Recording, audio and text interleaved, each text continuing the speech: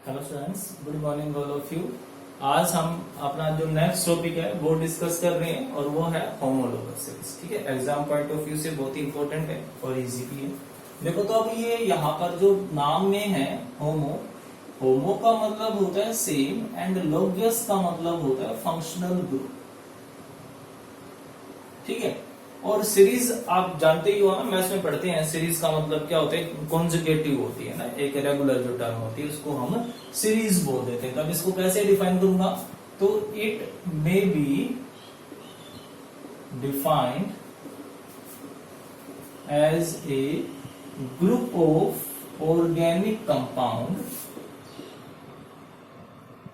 Group of organic compounds which have same functional group, which have same functional group, and each member differ by CH2 group। ठीक है, तो आया समझ में। तो सिंपल सी चीज क्या कहते हैं भाई, सीरीज का मतलब क्या होता है कि एक कॉमन डिफरेंस जो आपने मैथ्स में पढ़ा है कि भाई बहुत सारी टर्म्स होती हैं और उन टर्म्स में जो डिफरेंस होगा, कॉमन डिफरेंस जिसको बोलते हैं, वो कांस्टेंट होना चाहिए। सिंपल सी बात है। तो ये भी वही कहता है कि भाई बहुत सारे ऑर्गेनिक कंपाउंड होंगे और हर एक ऑर्गेनिक कंपाउंड में, कॉन्जुगेटिव ऑर्गेनिक कंपाउंड्स में जो डिफरेंस होगा वो किसका होगा, CH2 का होगा।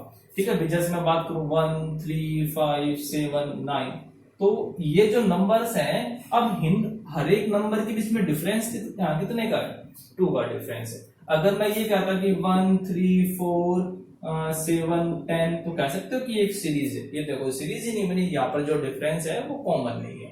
तो वैसे ही यहाँ पर कहता है कि जो होमोलोगस सीरीज है उसमें जो कॉन्जुगेटिव मेंबर होंगे, उन कॉन्जुगेटिव मेंबर्स का जो डिफरेंस होगा वो CH2 का होगा, और उनमें जो फंक्शनल ग्रुप होगा वो फंक्शनल ग्रुप भी क्या होगा, सेम फंक्शनल ग्रुप होगा। ठीक है, जैसे कि अगर मैं बात करूं फॉर एग्जांपल अल्कोहल की, मेरे पास अल्कोहल है।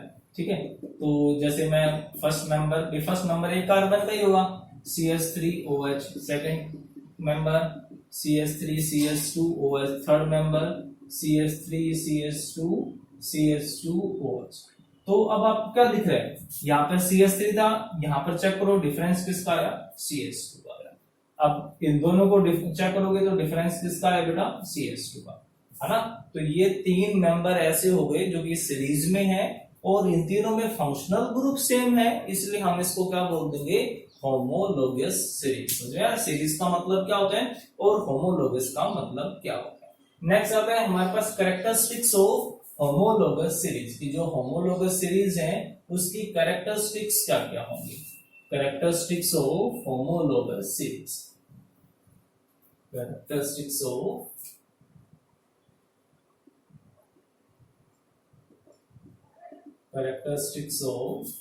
होमोलोगस सीरीज, लोगस। ठीक है, कैरेक्टरिस्टिक्स। अब कैरेक्टरिस्टिक्स की बात करूं तो मैं फर्स्ट कैरेक्टरिस्टिक्स क्या होगी, सिंपल वही बात होगी ना कि each member of homologous series have same functional group, है ना। ये होगा ना कि each member of homologous series have same functional group, same functional group, है ना। आप कोई भी ले सकते हो, जैसे कि हमने अल्कोहल का एग्जाम्पल पढ़ा था। अब मैं ले लूं, मैं बात करूं कीटोन की,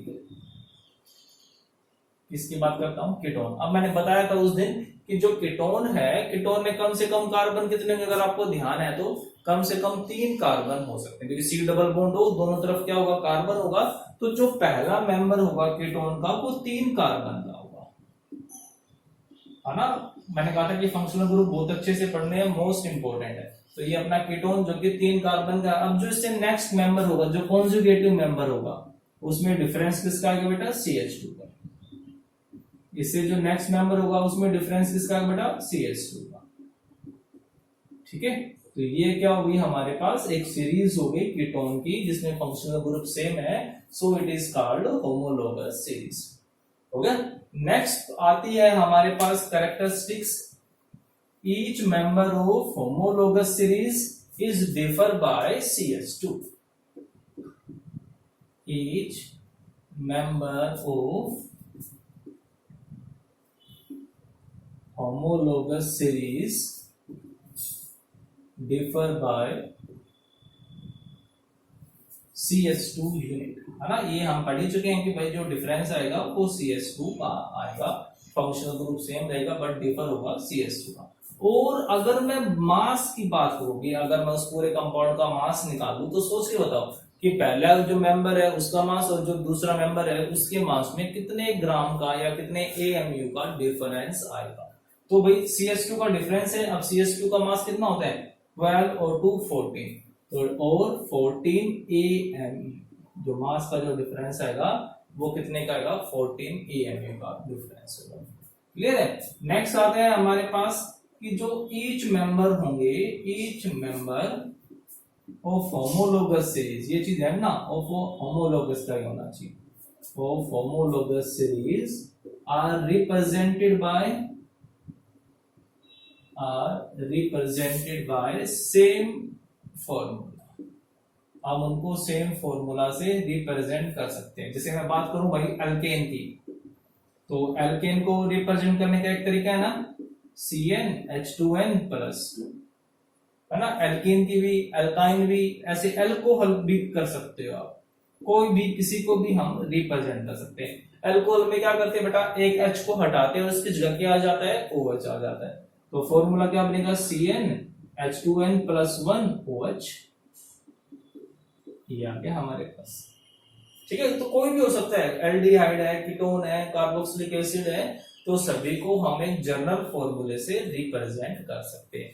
तो इन सभी का जो फॉर्मूला होगा वो क्या होता है कि जनरल फॉर्मूला होता है। नेक्स्ट जो कैरेक्टरिस्टिक है हमारे पास कि these are prepared by same method, इनको बनाने के लिए क्या होता है बेटा, एक ही मेथड का यूज किया जाता है। तो these are prepared by a common method. हम इन सभी को एक कॉमन मेथड से प्रिपेयर कर सकते हैं, कॉमन मेथड से हम इनको बना सकते हैं। ठीक है। नेक्स्ट आता है कि जो भी होमोलोगस सीरीज के जो मेंबर्स हैं, ठीक है, उनको हम एक कॉमन मेथड से बना सकते हैं। और जो इनकी केमिकल प्रॉपर्टीज होगी, each member of homologous series, each member of homologous series have similar कह सकते हो, सेम वर्ड मत यूज करना, ठीक है, कि एग्जैक्ट सेम नहीं होता, थोड़ा बहुत चेंजेस हो जाते हैं।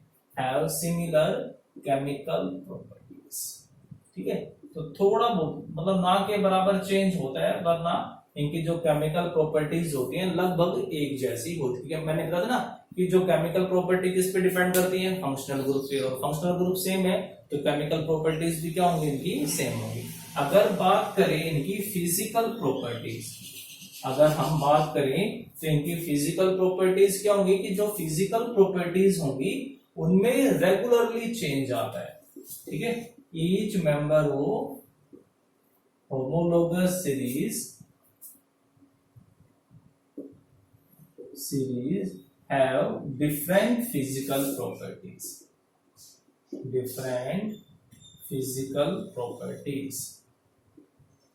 either regularly increases or decreases। ठीक है, तो जो चेंज आएगा ना वो चेंज भी रेगुलर होगा, या तो लगातार इंक्रीज हो गया, लगातार क्या होगा, डिक्रीज ही होगा। जैसे कि मैं बात करूं एल्केन की, अगर मैं एल्केन की बात करता हूं तो एल्केन में कौन हुआ CH4, दूसरा मेंबर C2H6, तीसरा मेंबर C3H8।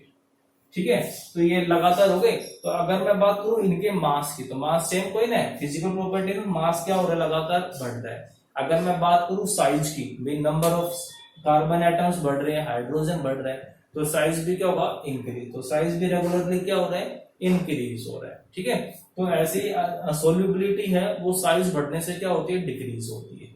ठीक है, वो हम सब आगे डिस्कस करेंगे। तो जो इसकी सोल्यूबिलिटी है वो क्या हो रही है बेटा, डिक्रीज हो रही है। तो इस तरीके से कहता है कि जो फिजिकल प्रॉपर्टी है वो चेंज नहीं होती है, सॉरी सेम नहीं रहती है, वो लगातार चेंज होती है। बट वो जो चेंज होना है वो डिपेंड करता है, या तो रेगुलरली इंक्रीज ही होगा या रेगुलरली डिक्रीज ही होगा।